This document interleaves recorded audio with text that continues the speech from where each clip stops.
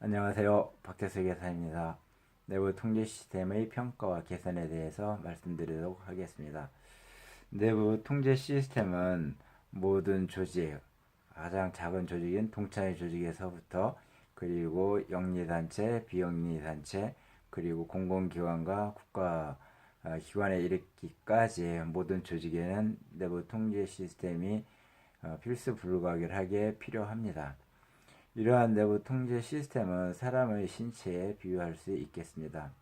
사람의 신체에는 많은 기관들이 서로 유기적으로 결합되어 작용을 하기 때문에 사람의 신체가 건강을 유지하고 성장을 하는 것입니다. 마찬가지로 내부 통제 시스템은 모든 조직에 있어서 그러한 기능을 수행을 합니다. 내부 통제 시스템이 잘 운영되지 못하여 실패한 사례들을 우리들은 매스컴을 통해서 많이 들어오고 있습니다. 미국의 엔론 사태, 해외 부정에 의해서 회사가 망했죠. 그리고 제가 이제 얼마 전에 그 영화 국가부도의 날을 보았는데 이제 그런 국가부도의 경우에도 결국은 내부 통제 시스템이 잘 이루어지지 않아서 초래된 일입니다. 그렇게 엔론의 사태의 경우에도 그렇고 우리나라 IMF 사태의 경우에서도 그렇듯이 내부 통제 시스템이 제 기능을 하지 못할 경우에는 그 폐해는 이루 말할 수 없다고 할 수 있겠습니다. 보시는 책자는 제가 저술한 책입니다. 내부 통제 평가에 관련해서 저술한 책이고요.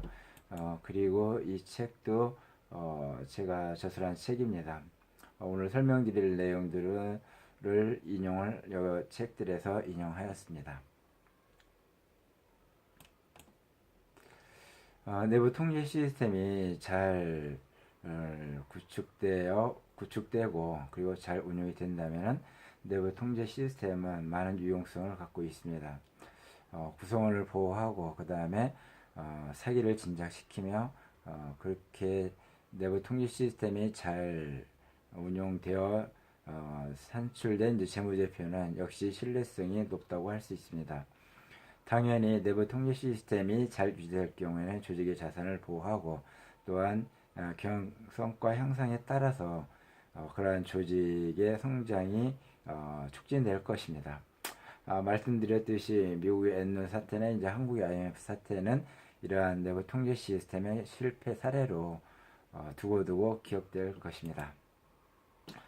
이러한 내부 통제 시스템은 발전 단계에 따라서 크게 5단계로 구분할 수 있습니다. 가장 열악한 이제 통제 불능의 단계에서 그리고 이제 최적화 단계까지 이렇게 발전을 이제 합니다.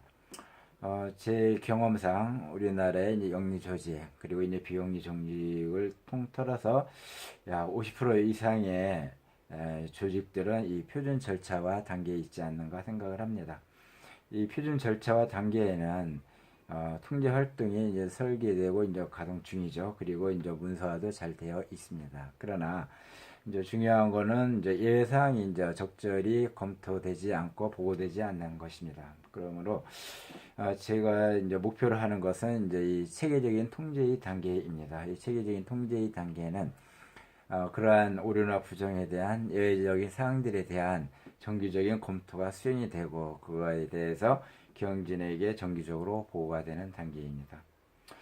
욕심 같아서는 여기 이제 최적화 단계로 이제 가면은 어떤가 하는 이제 생각이 듭니다. 그런데 이 최적화 단계는 상당한 그 투자가 따라야 되기 때문에 투자 대비 효과 측면에서는 일부 대기업을 제외하고는 최적화 단계에 가기까지는 조금 어려움이 있다고 할 수 있겠습니다.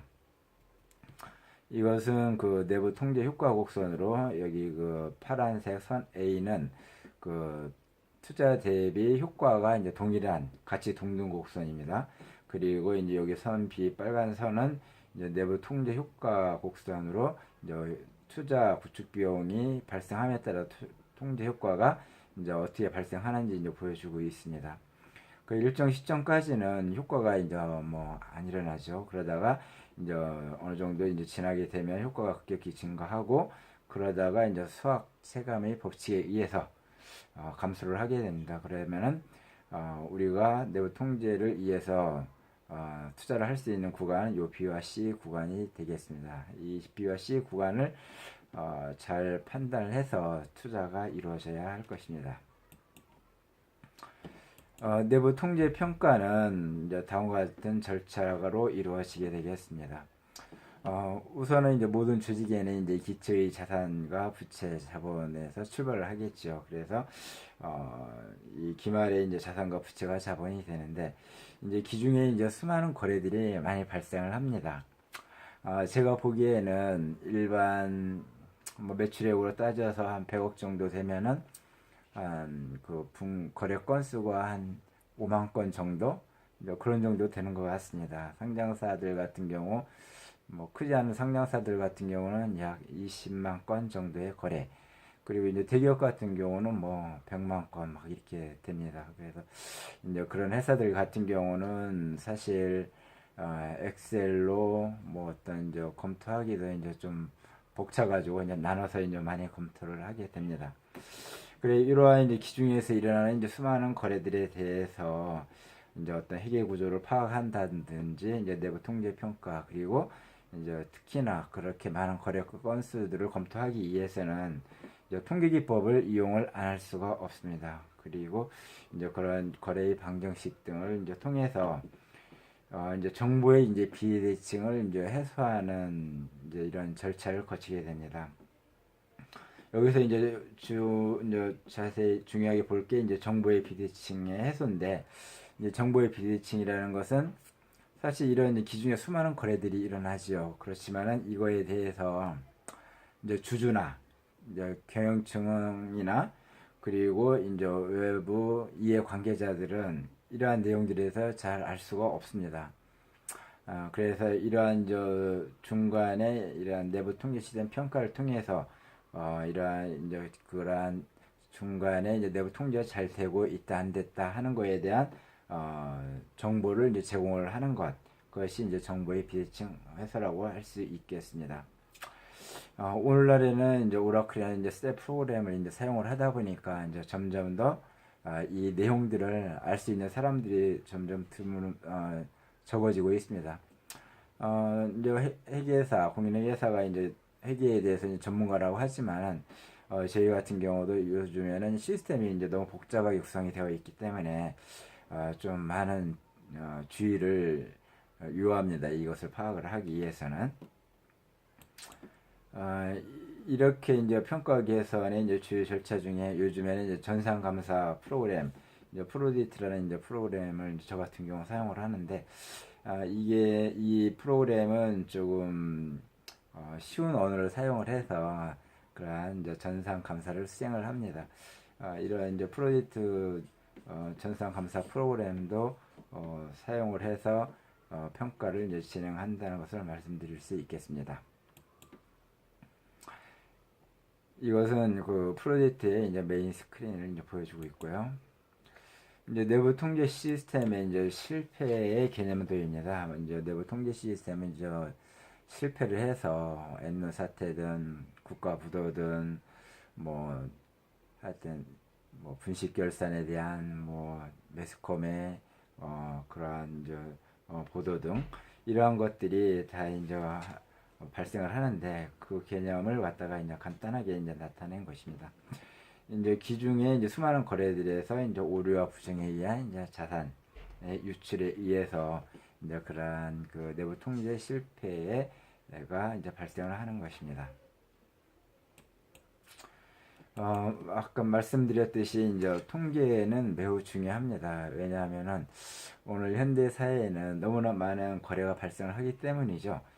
그래서 통계를 통해서 어떤 우연으로부터 이제 규칙성을 찾아야 됩니다. 저는 이제 스포츠를 좋아합니다. 이제 스포츠 중에서도 이제 야구를 좀 많이 좋아하는 편인데, 그 야구에서 보면은 이제 투수, 뭐 타자 이렇게 있으면은 이제 그런 각 선수들마다 이제 잘하는 부분과 이제 취약한 부분들이 있습니다. 게임에 이기기 위해서는 이제 취약한 부분, 상대방의 취약한 부분을 이제 파고들어야 되겠죠. 그래요. 이제 그러한 것들을 이제 찾아내려면은 이제 통계를 이제 사용을 해야 합니다. 그리고 이제 브라질에서 이제 비가 내리면 이제 스타벅스 이제 주식을 사라. 이제 이렇게 이제 미래를 예측하는 통계가 있는데요. 무슨 얘기인고 하니 이제 브라질에서 이제 비가 내리면은 그 커피 농사가 잘 된답니다. 그래서 이제 커피의 수확량이 많아져 가지고 원두 가격이 떨어지게 된답니다. 그렇게 되면은 이제 스타벅스 같은 경우는 이제 원가가 떨어지니까 이익이 많이 나겠죠. 그래서 이제 통계는 어떤 이제 미래를 예측할 수도 있고, 그리고 이제 파레토 법칙이 있습니다. 파레토 법칙은 전체 결과의 이제 80%는 20%의 원인에서 발생을 한다. 이제 예를 들면 이제 백화점 같은 경우 이제 매출액의 80%는 이제 20%의 고객에서 발생을 한다 하는 이제 그런 법칙, 파레토 법칙이 있습니다. 만약 이제 이런 게 이제 그 회사 뭐 비영리 단체 뭐 국가기관에서도 이러한 원칙은 크게 참고가 될 것입니다. 저희도 이제 회계 감사를 할 경우에 이러한 것에 준해서 이제 뭐 거래처 주에 보낼 때에도 이제 그러한 것을 이제 많이 이용을 합니다. 20%의 거래처를 이제 주에 함으로 해서 80%의 이제 잔액에 대해서 저희가 이제 어떤 확신을 얻는다든지 이런 내용이 되겠고요.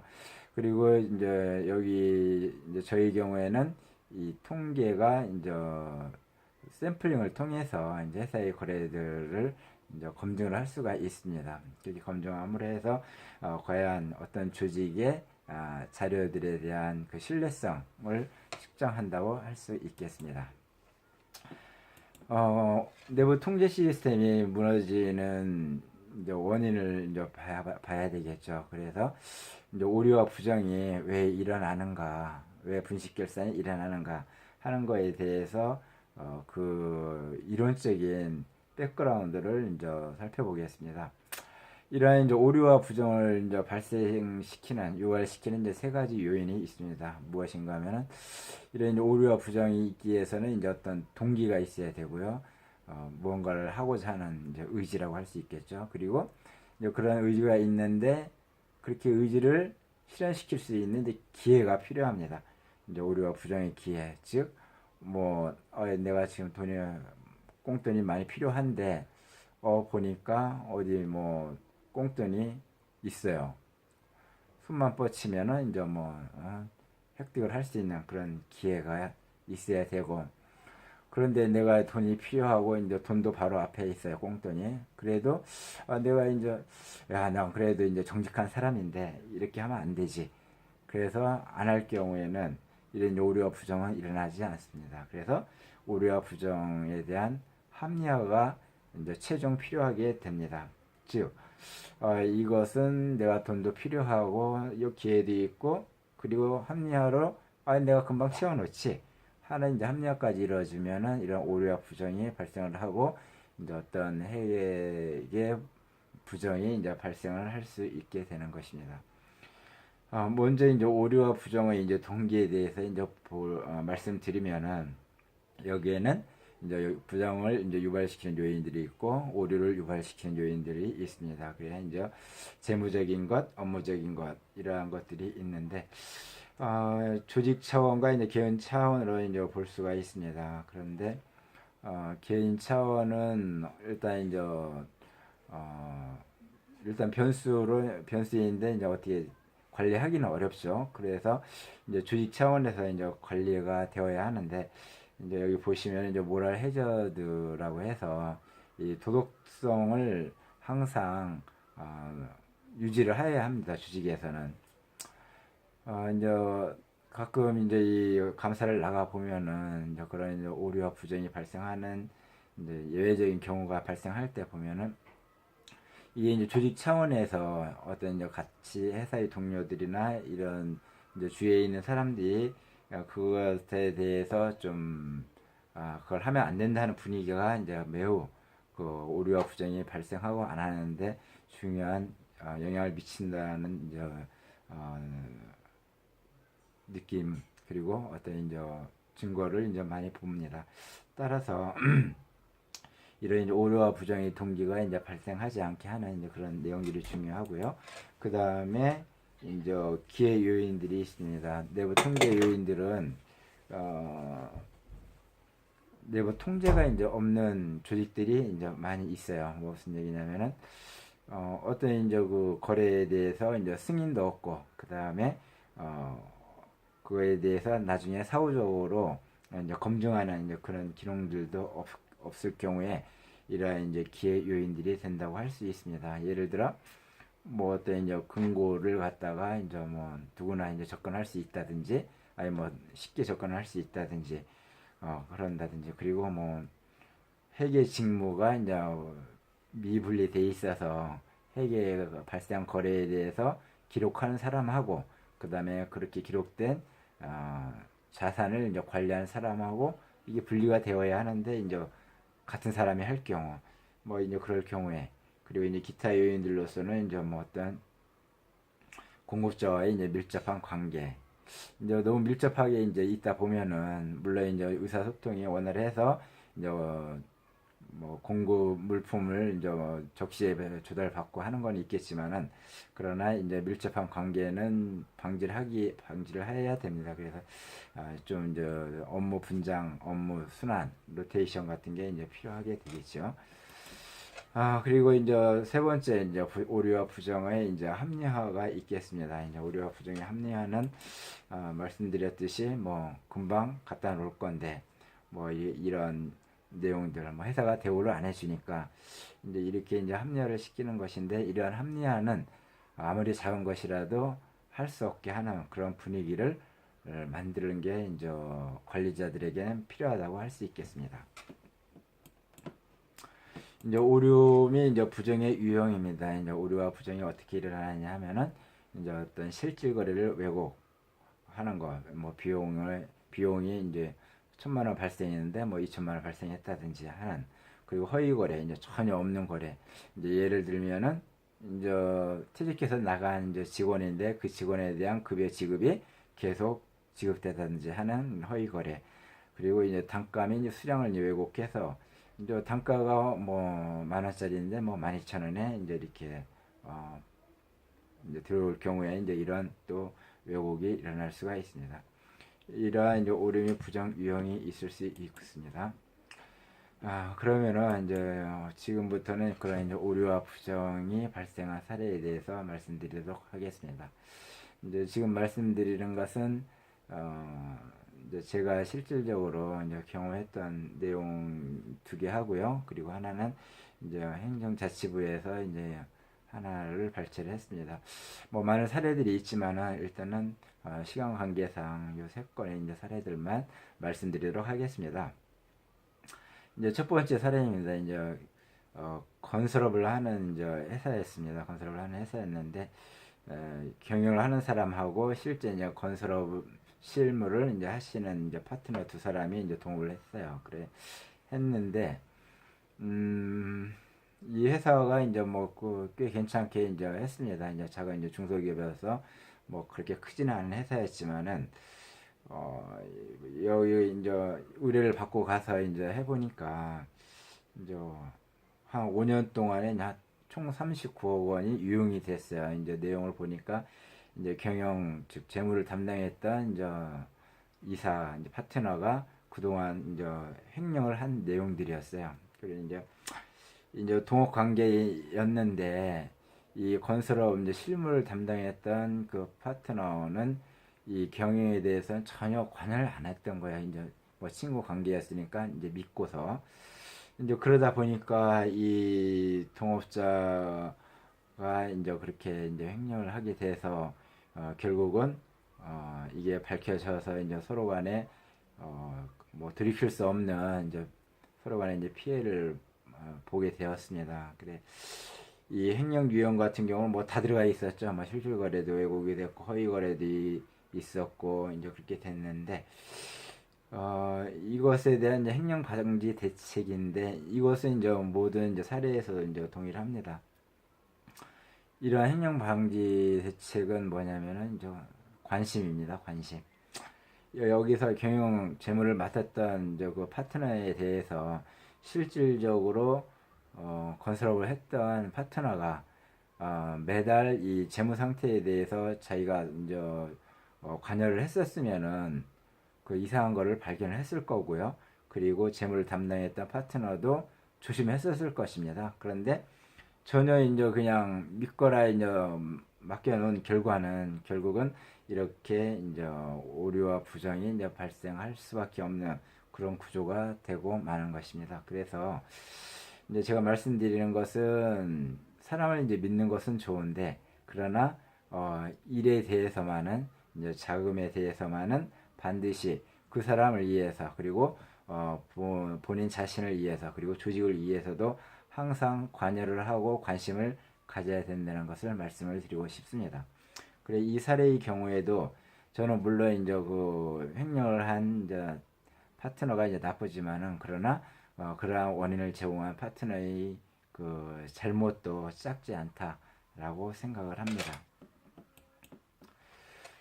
두 번째 사례는 이것은 이제 홍콩에 이제 본사를 둔 이제 다국적 기업의 이제 CFO 이제 최고 재무 책임자의 이제 횡령 케이스입니다. 이 경우는 이제 CFO 이제 본사의 CFO가 한국의 지사의 재무 담당자와 공모를 해서 약 7억 원 정도의 이제 자금을 횡령을 했습니다. 이 경우에도 이제 사실 이제 CFO 같은 경우는 모든 걸 이제 잘 재물로 컨트롤하죠. 그렇지만은 이 부분에 대해서 CEO가 이거에 대해서는 체크를 반드시 했어야 합니다.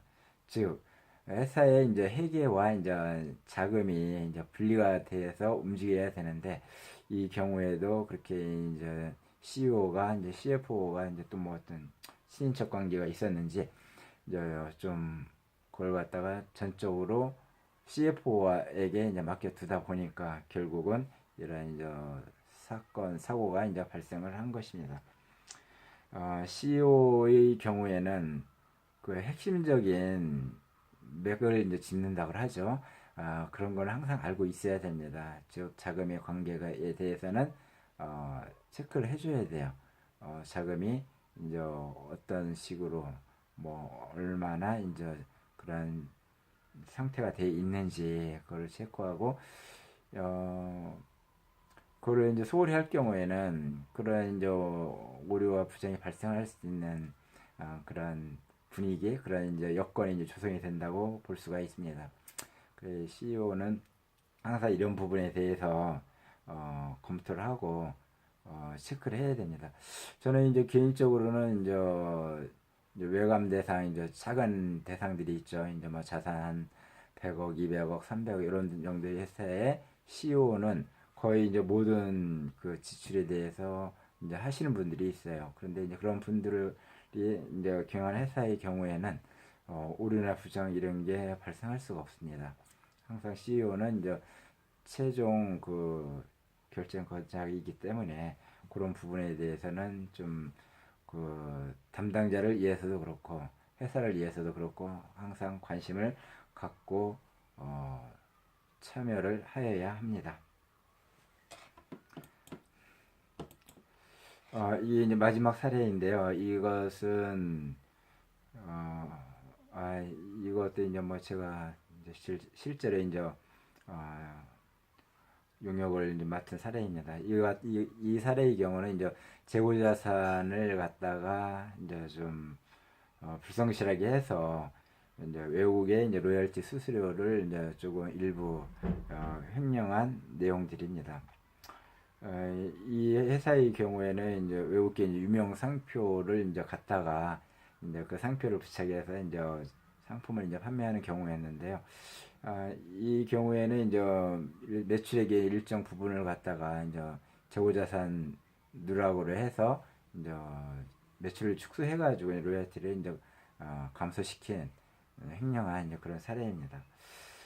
이제 재고자산을 이제 갖고 있는 회사의 경우에는 이 재고자산 수불 관리가 매우 중요합니다. 이 재고자산 수불이 잘 되느냐 못 되느냐에 따라서 그 회사의 그 분식결산 이런 내용들이 이제 좌우된다고 할 수 있겠습니다.